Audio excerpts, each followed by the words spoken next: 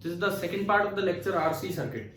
RC circuit पे अभी जो हमने फेजर एनालिसिस किया, अब जो रिजल्ट्स उससे आते हैं वो हम शुरू कर रहे हैं, वो हम स्टार्ट कर रहे हैं। तो पहला रिजल्ट हमारा आता है इंपिडेंस डायग्राम। सबसे पहला रिजल्ट हमारा आ रहा है इंपिडेंस डायग्राम। तो देखो एक छोटा सा डायग्राम है, एक ट्राइंगल है, इंपिडेंस ट्राइंगल भी इसे बोल देते हैं। कि अगर मैं इसको आर मानूं, इसको एक्स सी मानूं और इसको जेड मानूं और इसको फाई नोट मानूं, मैं अगर ये राइट एंगल ट्राइंगल बना दूं तो इससे देखो दो रिजल्ट्स फटाफट आ गए। पहली बात, जेड कितना निकल के आया इंपिडेंस पाइथागोरस से, under root of R square plus X square. इसी को हमने इंपिडेंस बोला था, इसी को हमने इंपिडेंस बोला था और जिसकी एसआई यूनिट है ओम। अच्छा दूसरी बात, टेन फाई नोट अगर आप निकालें यहां से, टेन फाई नोट कितना होगा, एक्स सी बाई आर। यही हमारा दूसरा रिजल्ट था, where phi naught was tan inverse of X C by R. तो क्या इस एक ट्रायंगल को याद करने से वो दोनों रिजल्ट सारे जो फेजर एनालिसिस से निकल के आए थे? ठीक है। तीसरी बात, अगर इस ट्रायंगल का फायदा ये है कि यहां से पावर फैक्टर भी आ जाता है। Power factor cos phi naught कितना होगा, पावर फैक्टर बताओ, कोस फाई नोट कितना होगा इस ट्रायंगल से? R by Z. R by Z. तो ये आपका कोस फाई नोट आ गया आर बाई जेड। चौथी बात, अगर आपको करंट का एक्सप्रेशन लिखना हो तो वो हमने माना था I M sine omega T plus phi naught. तो आई एम तो हुआ, चलो मैं पहले रिजल्ट ही बढ़ाता हूं, ये तो पहले में ही सारी बातें निकल के आई। आई एम जो होगा, I maximum peak value, this will be equal to V M upon Z. और यहीं से बनेगा, दोनों साइड रूट टू से डिवाइड कर दो तो I R M S, this is equal to V R M S upon Z. Pure resistance में जो रोल आर का था, प्योर कैपेसिटेंस में जो रोल एक्सी का था, इंडक्टिव में ये रोल आ गया जेड का, मतलब सॉरी इंडक्टिव कह रहा हूं, कॉम्बिनेशन में आरसी सर्किट में रोल आ गया जेड के पास, इस तरह से। ठीक है, आया यहां तक समझ में? इसके बाद अगर मैं एवरेज पावर की बात करूं, एवरेज पावर, तो एवरेज पावर क्या जीरो होगी या नॉन जीरो होगी, ये बताओ। तीसरी बात मैं करता हूं, एवरेज पावर जीरो होगी या नॉन जीरो होगी? भाई फॉर्मूला था V R M S into I R M S into power factor. V R M S को आप लिख सकते हैं V M by under root two, I R M S को आप लिख सकते हैं I M by root two. और पावर फैक्टर क्या होता है, अभी देखा ऊपर, आर बाई जेड। अब देखो वीएम को मैं आई एम इंटू जेड लिख सकता हूं, यहां से इस एक्सप्रेशन से मैं वीएम को लिख सकता हूं आई एम इंटू जेड। तो मैंने वीएम को लिखा I M into Z, I M into Z करते जेड से जेड कट गया, बताओ क्या आंसर आया? Half I M square R. हाँ, I M square R by two. और दरअसल यही आंसर प्योरली रेजिस्टिव सर्किट में आया था। अगर आप देखेंगे प्योरली रेजिस्टिव सर्किट में भी average power consume during the cycle यही निकल के आई थी। तो चाहे प्योरली रेजिस्टिव कर लो और चाहे आरसी बना दो, फर्क नहीं पड़ा, क्योंकि कैपेसिटेंस तो एवरेज पावर कंज्यूम कितनी करता है एक सर्किट में, एक साइकिल में। आज की क्लास में जो पिछला लेक्चर था उसमें शुरुआत में तो आपको बताया था, वो पेज नंबर 243 वाला, कि कैपेसिटर की एवरेज पावर कंज्यूम कितनी होती है पूरे सर्किट में, पूरे साइकिल में? जीरो होती है ना। आधी बार वो लोड का काम करता है, आधी बार वो सोर्स का काम करता है। यानी कि सर्किट में चाहे कहीं कैपेसिटर लगा हो, सर्किट में चाहे कहीं इंडक्टर लगा हो, सर्किट में चाहे कहीं कैपेसिटर लगा हो, चाहे कहीं इंडक्टर लगा हो, उससे कोई फर्क नहीं पड़ता। जो पावर कंज्यूम्ड है वो रजिस्टर ही करेगा, और वो उतनी ही करेगा एवरेज पावर कंज्यूम जैसे कि उसने प्योरली रजिस्टिव सर्किट में की होती। और प्योरली रजिस्टिव में उसने की होती I M square R by two, तो वही यहाँ पे आ गई। ये बताइए, ये सारी बातें आई क्या समझ में यहां तक? ठीक है। अब एक क्वेश्चन लेते हैं ताकि आरसी सर्किट हमारी समझ में आ जाए ढंग से कि क्या है, किस तरह से होना चाहिए।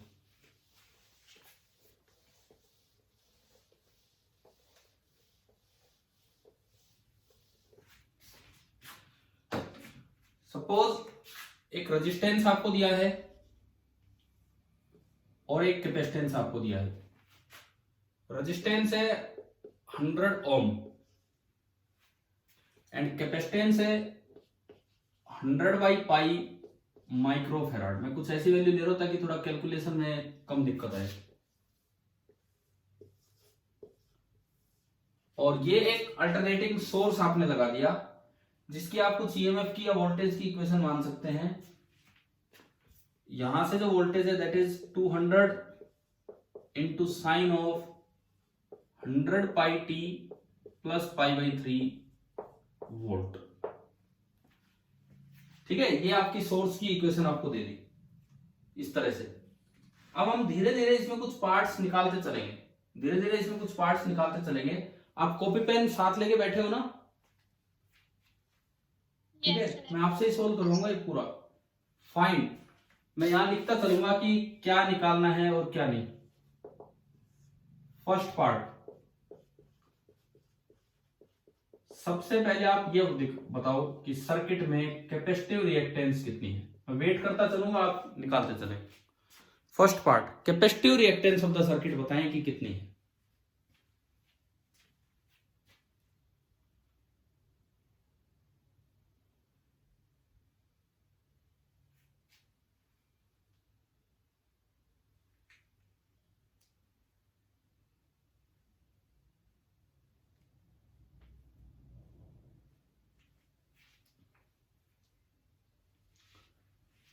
बोलिए।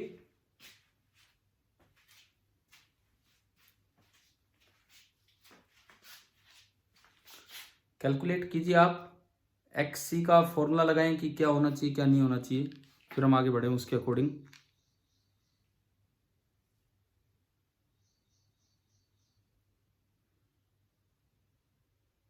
कर लिया क्या कैलकुलेट?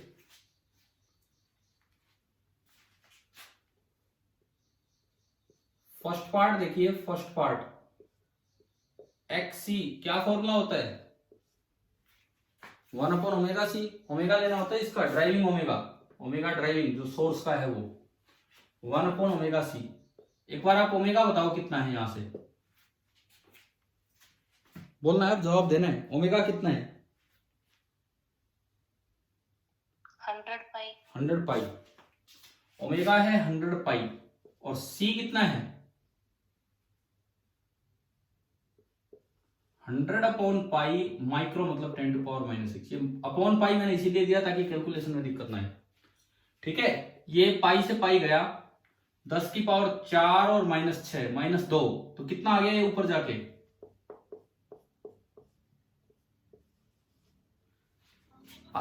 यूनिट 100 बचा, ये 100 बच गया। आ गया समझ में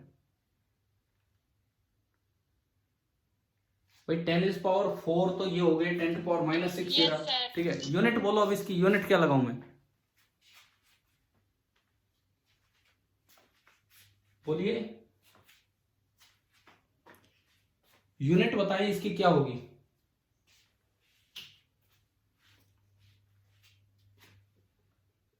यूनिट इसकी होगी 100 ओम। अभी तो बताया था R, X और Z तीनों की यूनिट बिल्कुल सेम होती है, तो जो इसकी यूनिट होगी that will B 100 Om.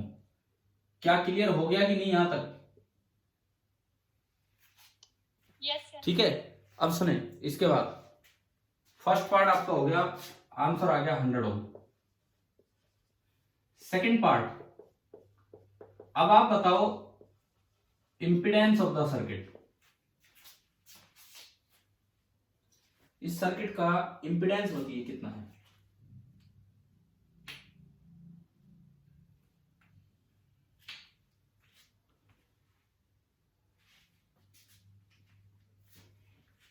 √R² + X²। तो आंसर क्या आएगा वो बोल दो बस।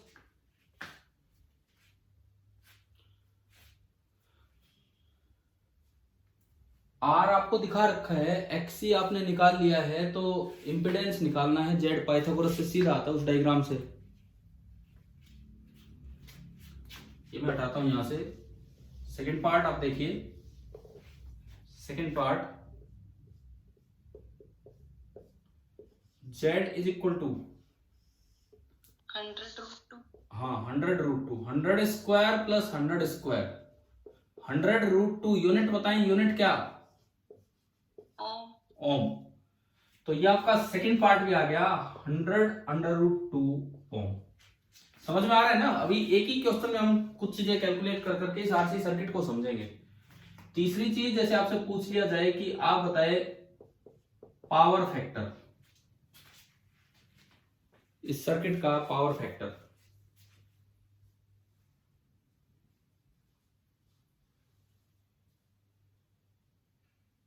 One by root two. देखो वही है, अपना इंपीडेंस डायग्राम बनाना है आपको। ये एंगल फाई नॉट, ये आर जो कि आया 100, ये सॉरी एक्सी, एक्सी जो कि आया 100, ये आर बेस 100 और ये जेड जो कि आया 100√2। तो अगर आप यहां से पावर फैक्टर निकालेंगे cos phi naught R by Z, तो इन्होंने सही जवाब दिया 1/√2। 1/√2 होता है √2/2, तो दिस इज नियरली 0.7। हाँ भाई, पावर फैक्टर निकालना आ गया। ठीक है, फोर्थ पार्ट, आपसे पूछ लिया जाए power factor angle, power factor angle बताओ। पावर फैक्टर एंगल 45 डिग्री, क्योंकि कोस फाई नॉट 1/√2, तो पावर फैक्टर एंगल 45 डिग्री, उसको रेडियन में दिया करो तो पाई/4 रेडियन। पहले 4 पार्ट आए समझ में? ठीक है, यस सर। अब आपसे पूछ लिया 5वां पार्ट,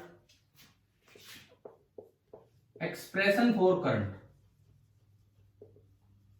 5th पार्ट कि सर्किट में जो करंट फ्लो करेगा उसका एक्सप्रेशन आपको बताना है।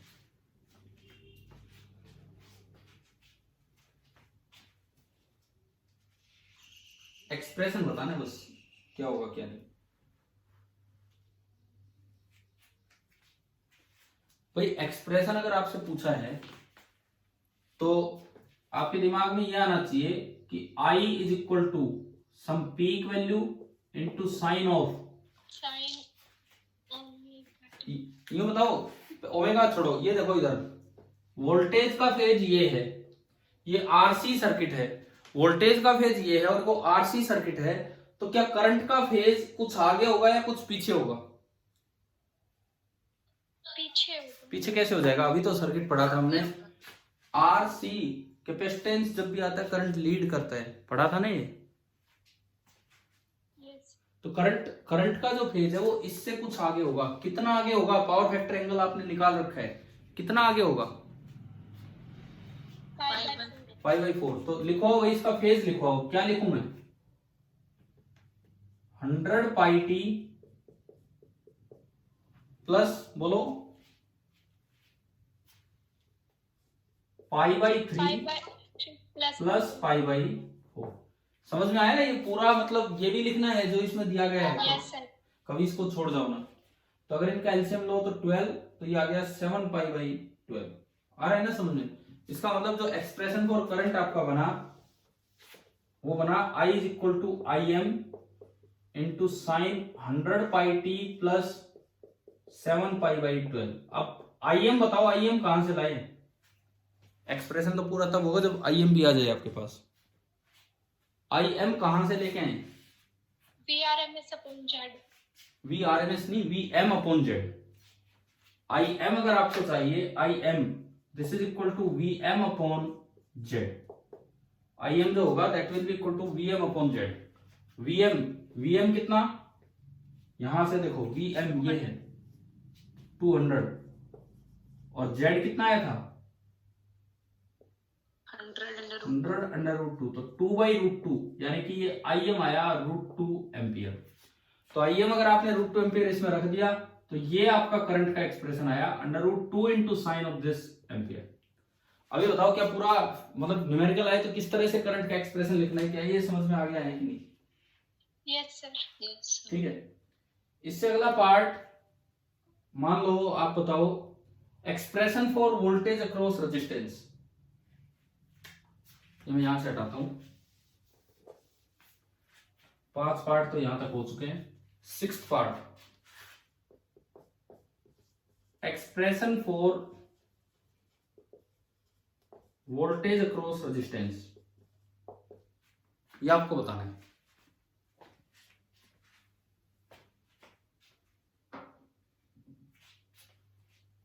बोलिए कैसे करें।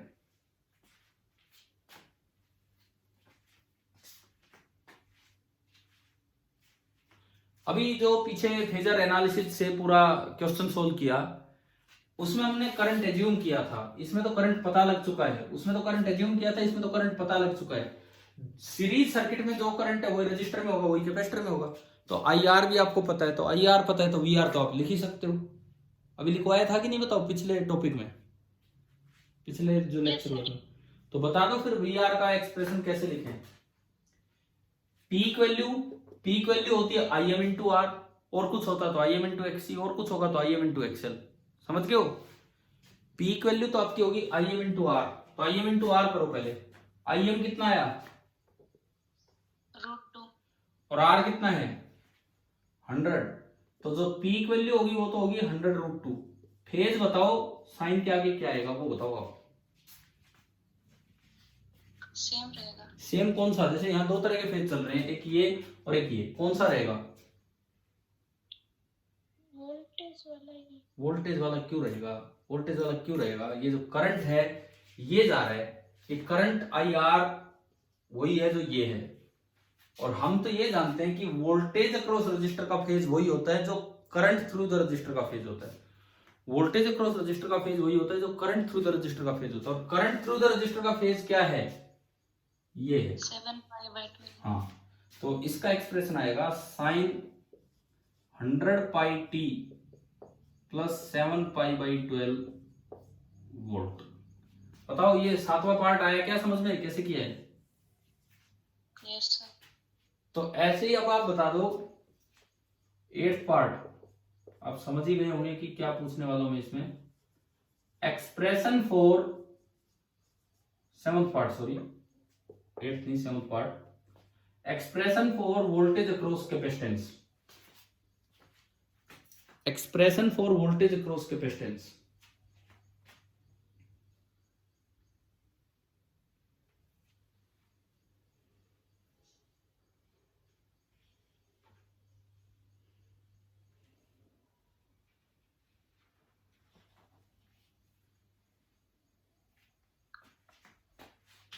बोलिए क्या करंट चेंज होगा या सेम रहेगा कैपेसिटेंस में से। सेम रहेगा। सेम रहेगा, तो आईसी सेम है, वही जो आई है। तो वीसी होगा पीक वैल्यू, यहां तो थी आई एम इंटू आर, यहां क्या हो जाएगी आई एम इंटू एक्सी।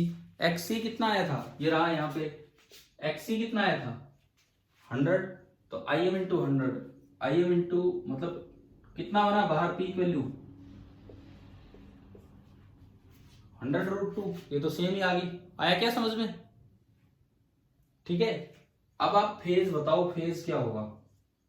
अभी जो प्रूफ किया था पीछे पिछले लेक्चर में, उसके अकॉर्डिंग आपको पता लगना चाहिए कि कैसे।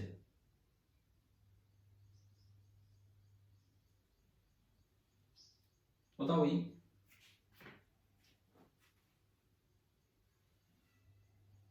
क्या लिखूं, फेज फेज बोल दो बस।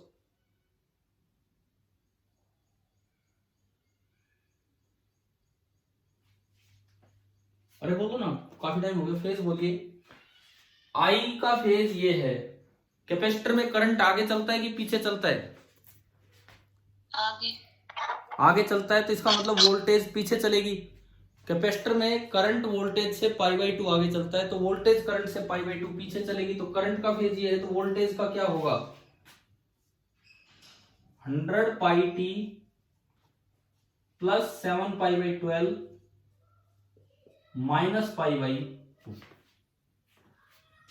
हाँ भाई, क्लियर हुआ कि नहीं बोलो। सर रिपीट कर दो। रिपीट सुनो, करंट तो जो आई आर था वही आईसी है। सीरीज सर्किट में करंट तो सेम ही रहता है, ठीक है। सीरीज सर्किट में करंट तो सेम ही रहता है, तो आई का एक्सप्रेशन तो सेम है। आईसी से वीसी कैसे लिखें, आईसी से वीसी ऐसे लिखा जाएगा कि पीक वैल्यू तो वीसी की हो जाएगी IM इंटू एक्सी, तो IM तो है √2 और XC है 100, और फेज IC जो होता है वो VC से π/2 आगे होता है, या यूं बोले VC जो होता है वो IC से π/2 पीछे होता है। जब IC का फेज ये है तो VC का फेज π/2 पीछे कर दो, तो -π/2। आया कि नहीं आया समझ में? Yes, sir. ठीक है, आप ये घटाओगे 7π/12 -π/2, एलसीएम 12 आया, 12 एलसीएम आया 7π - 6π, तो अल्टीमेटली ये कितना बचा? π/12। तो ये मैं यहां लिख देता हूं, ये आपके 7वें पार्ट का आंसर आ गया π/12 वोल्ट। तो यूं बताओ, ये इस तरह से कोई सर्किट आ जाए, ये सारी चीजें निकालनी आ जाएंगी आपको, कैसे कैसे कैलकुलेट किए। Yes, sir. ठीक है, अब इसी में मैं कुछ चीज और ऐड कर रहा हूं इसी सवाल में। मान लो एक वोल्टमीटर यहां लगा रखा है V1, एक वोल्टमीटर यहां लगा रखा है V2, ये सब हॉट वायर इंस्ट्रूमेंट है।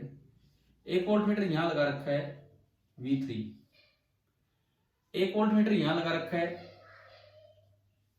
V4, और एक एमीटर यहां लगा रखा है A। अगले 5 पार्ट तैयार हैं आपके लिए, अगले 5 पार्ट तैयार हैं। अब 7 पार्ट कर चुके हैं, 8वां पार्ट इसकी रीडिंग, 9th पार्ट इसकी रीडिंग, 10th पार्ट इसकी रीडिंग, 11th पार्ट इसकी रीडिंग एंड 12th पार्ट इसकी रीडिंग।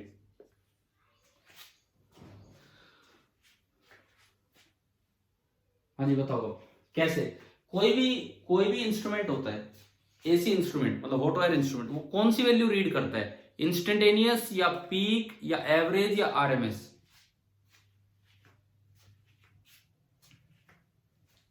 बोलिए। कोई भी एसी इंस्ट्रूमेंट है, हॉट वायर इंस्ट्रूमेंट है, वो कौन सी वैल्यू रीड करता है? इंस्टेंटेनियस की, पीक की, एवरेज की, आरएमएस? बताएं आप।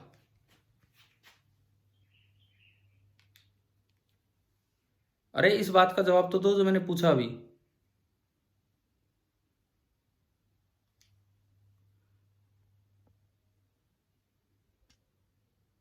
अरे बोलो ना, फिर मैं आगे बढ़ाऊंगा। कौन सी वैल्यू रीड करते हैं इंस्ट्रूमेंट? इफेक्टिव वैल्यू कौन सी वैल्यू होती है? RMS value. तो ये बात थोड़ा पहले बोल दिया करो, इतना टाइम नहीं, जल्दी बोला करो। आरएमएस वैल्यू रीड करेगा। तो V1 लगा है रजिस्टर के पास, रजिस्टर का करंट का एक्सप्रेशन ये रहा, रजिस्टर का करंट का एक्सप्रेशन सॉरी रजिस्टर की वोल्टेज का एक्सप्रेशन ये रहा। इसकी पीक वैल्यू है 100√2। अगर इसकी पीक वैल्यू 100√2 है तो आरएमएस वैल्यू बताओ कितनी होगी वोल्टेज अक्रॉस रजिस्टर की? बोलो, अगर पीक वैल्यू 100√2 है तो आरएमएस वैल्यू कितनी होगी? 100। इसका मतलब 8वें सवाल का आंसर आया कि इसकी जो रीडिंग होगी दैट विल बी 100 वोल्ट। ऐसे ही V2 जो लगा है वो कैपेसिटर के पास लगा है। V2 जो है वो कैपेसिटर के पास लगा है। कैपेसिटर के पास जो एक्सप्रेशन है वो ये रहा वोल्टेज का। इसकी पीक वैल्यू है 100√2, तो ये 100√2 नहीं दिखाएगा, ये तो आरएमएस वैल्यू दिखाएगा। बताओ कितनी रीड करेगा? 100√2 डिवाइड बाई दिस, तो ये आपने 100, ये 100 वोल्ट, ये 100 वोल्ट। इस पे आओ V3 लगा है सोर्स के पास, V3 10th पार्ट सोर्स के पास। सोर्स की इक्वेशन ये है, सोर्स वोल्टेज की पीक वैल्यू है 200, सोर्स वोल्टेज की पीक वैल्यू है 200, तो बताओ आरएमएस वैल्यू कितनी होगी?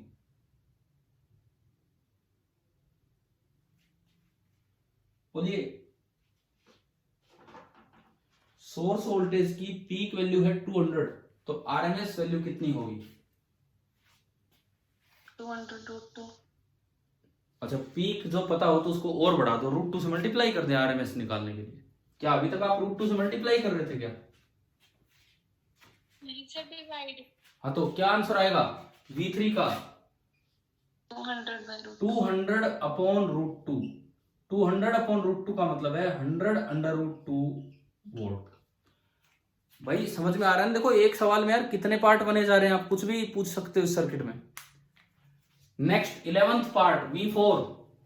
देखो V4 लगाया R और C के अक्रॉस, R वाले ने रीडिंग दी 100 वोल्ट, C वाले ने दी 100 वोल्ट, तो टोटल कितनी होगी V4? 200। अब यही तो सबसे बड़ी गलती है, ये कोई डीसी वोल्ट मीटर नहीं है, ये एसी वोल्ट मीटर है। यहाँ फेज का बड़ा ध्यान रखना पड़ता है। ये एसी वोल्ट मीटर है। ये मान लो कि ये पार्ट बेस्ट पार्ट है, जो ये रीडिंग वाले क्वेश्चन है इनमें V4 आपका बेस्ट पार्ट है रीडिंग वाले क्वेश्चंस में। कारण आपने क्या किया, R के पास कुछ वोल्टेज है, C के पास कुछ वोल्टेज है, दोनों सेम फेज में नहीं चलती हैं, दोनों का एक साथ मैक्सिमम नहीं आएगा। अगर दोनों का एक साथ मैक्सिमम आता तो आप सीधा ऐड करके 200 बता देते। अभी पता नहीं किस वक्त ये मैक्सिमम है ये नहीं है, तो इनका सम की मैक्सिमम वैल्यू पता ही नहीं कितनी है, तो आपको फेजर से देखना होगा। कैसे? इधर देखो, वोल्टेज अक्रॉस रजिस्टर का फेजर था ये एंड वोल्टेज अक्रॉस कैपेसिटर का फेजर ये आया था। ये कैसे आया था? इसमें से आपने π/2 सब्ट्रैक्ट किया था। Yes sir. तो आप ये बताओ VR और VC में फेज डिफरेंस कितना है? VR और VC में π/2 का फेज डिफरेंस है। कौन आगे चल रहा है? VC तो आगे नहीं चल रहा, VC आगे थोड़ी चल रहा है। यहाँ -π/2 हुआ था तब जाके वोल्टेज कैपेसिटर में तो लैग करती है। दोबारा सुनो, ये V4 है, ये रजिस्टर और कैपेसिटर के पास लगा है, तो असल में आपको ऐसे नहीं कर देना 100 इसका 100 इसका तो 200 वोल्ट रीडिंग देगा ना, आपको फेजर सम करना होगा रीडिंग्स का भी।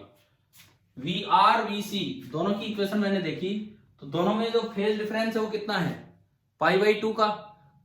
कैपेसिटर में वोल्टेज पीछे चल रही है π/2 वो रजिस्टर वाले से। अच्छा, आपके पास इक्वेशन ना हो तब भी आप ये सोच सकते हो, इक्वेशन ना हो तब भी आप सोच सकते हो, कुछ भी करंट आ रहा हो, कुछ भी करंट, रजिस्टर में तो फेज वही रहेगा वोल्टेज का जो करंट का फेज है, रजिस्टर में तो फेज वही रहेगा वोल्टेज का जो करंट का फेज है, और कैपेसिटर में वोल्टेज π/2 पीछे चलेगी करंट के फेज से। यानी कि अगर करंट का फेज कुछ भी है, रजिस्टर का तो वही फेज है और कैपेसिटर का π/2 पीछे, तो बताओ VR VC में फेज डिफरेंस कितना हो गया? कितना हो गया? π/2। आया कि नहीं आया पहले ये बताओ समझ में? अरे बताओ एक सेकंड, तभी तो मैं समझाऊंगा। V4 आप लोग जवाब नहीं दे रहे हैं, इधर सुनिए। V4 जो देगा that will B phasor sum of V1 and V2। आप RMS वैल्यूज का फेजर सम कर दो, कोई बात नहीं, RMS का कर दो, वही रीडिंग आ जाएगी। रेजिस्टेंस की रीडिंग है 100 वोल्ट आ गई, ये तो वोल्टेज अक्रॉस रजिस्टर की रीडिंग है। कैपेसिटर का वोल्टेज π/2 पीछे है कि π/2 आगे है? बोल दो। कैपेसिटर की वोल्टेज π/2 पीछे है कि π/2 आगे है VR से? पीछे। तो आप उसकी वोल्टेज नीचे बनाओ, पीछे है तो नीचे। रीडिंग हम कोई पीक वैल्यू नहीं ले रहे, हम रीडिंग ले रहे हैं RMS वैल्यू। तो इन दोनों का जो सम करके देगा ना V4, वो देगा वेक्टर सम। रीडिंग्स का भी वेक्टर सम करना है, एसी में यही तो खास ध्यान रखना है इन सवालों में। और ये आपका आएगा रीडिंग ऑफ V4। तो बताओ V4 कितना है यहां से? √100 स्क्वायर प्लस 100 स्क्वायर, यानी कि V4 कितना आ गया? 100√2 वोल्ट। ये आया कि नहीं आया समझ में? Yes sir. ठीक है, आप एक चीज कंफर्म कर सकते हो, इसकी रीडिंग और इसकी रीडिंग सेम है, इसकी और इसकी रीडिंग सेम है, कारण पॉइंट्स ही सेम है जहां लगा रखे। मान लो इस पॉइंट को मैं X बोलूं और इसको Y, एक टर्मिनल वायर पे, कनेक्टिंग वायर पे एक ही पॉइंट चलता रहता है, तो ये जो इधर कनेक्टेड है ये पॉइंट भी X ही है, एमीटर रेजिस्टेंस लेस है। सिमिलरली ये Y तो ये भी Y है। तो ऊपर देखें तो X और Y के बीच में V4 लगाए, नीचे देखें तो X और Y के बीच में V3 लगाए, तो X और Y के बीच में जो डिफरेंस है ना वही तो दिखाएंगे, इसीलिए V3 और V4 दोनों सेम रीडिंग दे रहे हैं। अब बताओ भाई यहां तक आ गया समझ में? ठीक है, अगला किसकी रीडिंग है? 12th पार्ट में, 12th पार्ट में किसकी रीडिंग है? एमीटर की। एमीटर की रीडिंग के लिए आप करंट देखो, करंट का एक्सप्रेशन हो रहा उधर, उसकी पीक वैल्यू कितनी है? करंट के एक्सप्रेशन में देखो तो √2, तो ये तो RMS वैल्यू देगा। RMS वैल्यू कितनी होगी?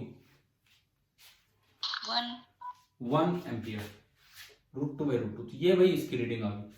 देखो हमने 12 पार्ट्स कर लिए हैं, लेकिन इसी तरह से कुछ भी कैसे भी लगा के दिया जा सकता है। कि यहां तक आया क्या समझ में? यस ठीक है, मतलब मैंने न्यूमेरिकल वैल्यू चेंज नहीं की, एक बार ही ठीक ठाक वैल्यू ले ली और उनसे हम पूरा पार्ट आगे बढ़ाते गए। चलो एक दो पार्ट और पूछता हूं पावर से रिलेटेड। 13th पार्ट में आपसे पूछ रहा हूं, average power consumed by register. 13th part है मेरा, average power consumed by register, ये आपको बताना है। Average power consumed by register क्या फॉर्मूला निकल के आया था बताओ, हमने डेराइव भी किया था।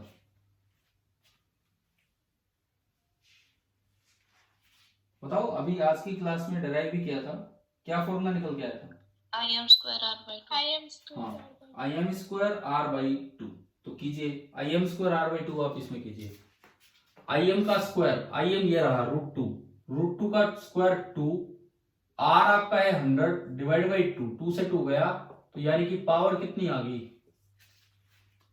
100 वोल्ट। एवरेज पावर आ गया समझ में कैसे निकाला?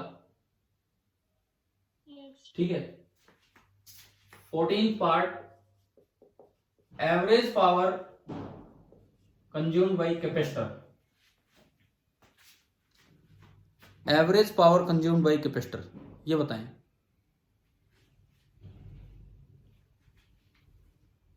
हाँ जी बताओ जी, कितना होगा average power consumed by capacitor?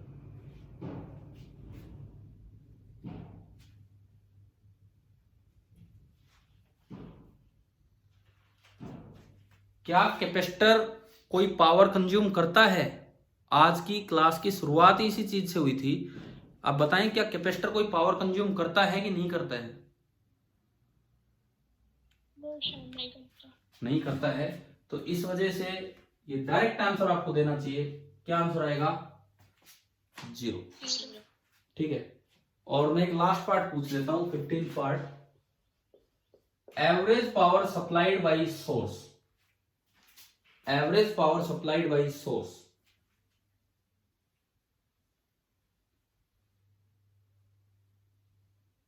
भाई सोर्स ने जो पावर सप्लाई की वही तो इन लोगों ने कंज्यूम की है, समझ गए हो? रजिस्टर ने कितनी कंज्यूम की एवरेज पावर एक साइकिल पे? 100 वोल्ट। कैपेसिटर ने 0, तो जो average power supplied by source होगी वो कितनी हो जाएगी? 100 वोल्ट। 100 वोल्ट। तो अब ये बताओ, इन 10-15 पार्ट से क्या आरसी सर्किट बिल्कुल क्लियर हो गया है कि नहीं? ठीक है कि नहीं बोलो, क्योंकि इनमें जो सबसे बेस्ट पार्ट था वो ये था, जहां बच्चे गलती कर जाते हैं कि रीडिंग कैसे देखनी है। इसकी 100 वोल्ट, इसकी 100 वोल्ट लिख जाते 200, जबकि करना होता आपको फेजर सम। तो भाई बताओ, RC circuit, RC series circuit समझ में आ गया आप लोगों को जो भी क्लास में है? ठीक है, जो बच्चे भी नहीं है तो वो वीडियो लेक्चर देखेंगे, वो तो क्या हो सकता है। दूसरी बात, आपको मैंने अब होमवर्क दिया यहां से कि इसके बाद आपको कर लेना है, क्वेश्चन छोड़ो आपको कर लेना है कौन सा सर्किट, एक सर्किट जो पूरा आप अपने आप करेंगे, RL। सीरीज में R और L लेंगे और पूरे सर्किट को आगे बढ़ाएंगे। तो बताऊं, जैसे आपने RC अगर नोट किया हो, बिल्कुल वैसे ही आप RL लेना, बिल्कुल वैसे ही RL लेना। पहली बात, मैं कुछ बातें आपको बता दूं ताकि आप वो कर पाए। आप वोल्टेज की इक्वेशन मानेंगे Vm sin ओमेगा t, तो RL सर्किट में करंट लीड करेगा कि लैग करेगा? बताओ, बोलो। RL सर्किट में करंट लीड करेगा या करंट लैग करेगा? लैग करेगा। खाली R होता तो सेम फेज में होता, खाली L होता तो π/2 से लैग करेगा, अभी कुछ फाई नोट से लैग करेगा। तो आप मान लेंगे कि लेट I बराबर Im sin omega t minus phi naught. पिछले सर्किट में प्लस फाई नोट था, इसमें मानेंगे माइनस फाई नोट। फिर जो I होगा वही IR होगा, वही IL होगा, समझ गए हो? जो I सर्किट में हुआ वही तो R में से होगा, वही L में से होगा। R में से अगर I पता है तो उससे आप VR लिखोगे, जो पिछले टॉपिक में करवाया। L में से अगर आपको I पता है तो आप VC लिखोगे, सॉरी VL लिखोगे, ठीक है। फिर आप KVL लगाओगे। ध्यान रखना, VL लिखने में LdIdt का यूज नहीं करना। VL कैसे लिखना है? जो I आपने माना है उसके अकॉर्डिंग VL लिखो, जो I आपने माना है उसके अकॉर्डिंग VR लिखो। फिर आप KVL लगा के और एक ट्रिग्नोमेट्रिक लंबी इक्वेशन बनेगी। उसमें इधर वाले को आर वेक्टर मान लो, एक ए वेक्टर एक बी वेक्टर। उसको कैसे सोल्व करना है, एनालिटिकली या फेजर से? बिल्कुल फेजर से सोल्व करेंगे, फेजर से सोल्व करेंगे, ठीक है। उसी तरह के रिजल्ट्स बनाएंगे 3-4। इंपिडेंस डायग्राम भी बनेगा, एक्ससी की जगह एक्सएल आ जाएगा, बस और कुछ नहीं। चेंजेस इतने से ही होते चलेंगे, एक्ससी की जगह एक्सएल आ जाएगा। और आप ये सारा का सारा पार्ट ट्राई करेंगे। अच्छा मैं ये भी बता दूं आपको, अगर आप ये क्वेश्चन भी ट्राई करना चाहें, करना भी जरूर करना, बस कैपेसिटर की बजाय वहां क्या लगा देंगे, कैपेसिटर की बजाय इंडक्टर। सेम वैल्यू रख लेना, मैं इंडक्टर बता देता हूं क्या ले लेना, 2/पाई। इंडक्टर आप ले लेना 2/पाई। थोड़ा सा अलग किया मैंने, थोड़ा सा अलग, पाई से पाई तो अपने कटवा दिया, लेकिन थोड़ा सा अलग किया बस। क्या ये, अगर आप ये काम ढंग से ट्राई करते हैं अपनी कॉपी में, देखो 15 पार्ट आपको दे दिए करने के लिए। आप इस क्वेश्चन को देख के, अगर आपने नोट कर लिया हो तो बहुत अच्छी बात है। इस क्वेश्चन को देख के आप 15 पार्ट्स ट्राई करेंगे। पहले आरएल सर्किट की थ्योरी बनाएंगे और फिर ये 15 पार्ट। अगर आप आज ये काम कर लेते हैं तो इसका मतलब आज का ये पढ़ाना मतलब पूरा आपके लिए सही रहा और आप समझ गए हो सारी की सारी चीजें। क्लियर हुआ? तो आरएल और आरसी सर्किट दोनों क्लियर हो जाएंगे अगर आप ये काम ढंग से करेंगे तो। कर लेंगे भाई ये 15 पार्ट्स वाला क्वेश्चन भी मैंने चेंज करके दे दिया आपको। Yes sir. चलो ठीक है। और एक और बात, अभी जो आपका पेपर है आकाश वाला, ठीक है, उसकी तैयारी भी करते रहो। मैं उससे रिलेटेड भी आपको कुछ मैटर दे दूंगा, लेकिन ये इनको मत छोड़ना, ये ज्यादा इंपॉर्टेंट